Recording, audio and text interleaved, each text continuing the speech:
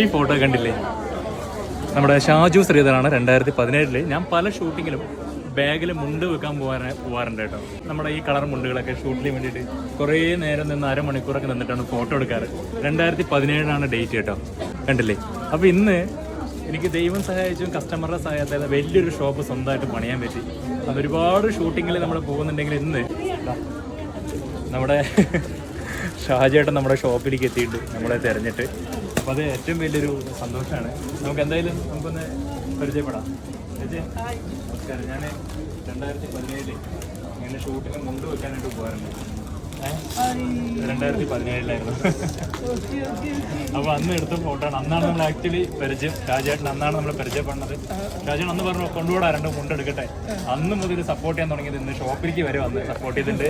നമുക്ക് തുടർന്നുണ്ട്. ഷാജേട്ടാ വളരെ സന്തോഷം. ഈ ഫോട്ടോ കണ്ടില്ലേ? 1975 ഒരു മോഹൻലാലിന്റെ ഇന്ന് സത്യത്തിലേക്ക് ഇപ്പോഴും വിശ്വസിക്കാൻ പറ്റുന്നില്ല കേട്ടോ. തൊട്ടടുത്ത് നമ്മുടെ ഷോപ്പിലേക്ക് തന്നെ ഷാജേട്ടൻ വന്നിട്ടുണ്ട്. ഈ ഫോട്ടോ കണ്ടാൽ ചെറിയ കാവ്യമുണ്ടൊക്കെ ഞങ്ങൾ വിൽക്കാനായിട്ട് പല ഷൂട്ടിംഗ് സ്പോട്ടിലും പോകാറുണ്ട്. അപ്പോൾ അന്ന് ഷാജേട്ടൻ ഒരുപാട് നേരം ഷൂട്ടിലായിരുന്നു. അവിടെ ഇപ്പോൾ വരണ പറഞ്ഞ് നിർത്തിയതാണ്. വന്ന് എൻ്റെ കൂടെ ഫോട്ടോ എടുത്ത് 2 മുണ്ടും വാങ്ങിയത്. ഷാജേട്ടൻ എങ്ങനെയുണ്ട് നമ്മുടെ ഷോപ്പിലേക്ക്?